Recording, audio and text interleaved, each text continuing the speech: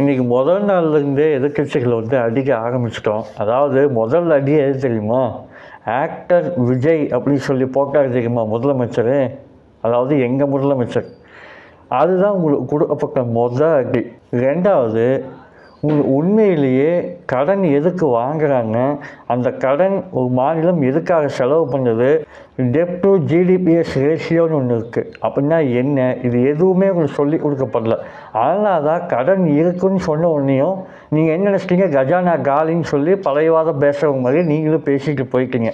அதுக்கு அடுத்த அடி என்ன தெரியுமா?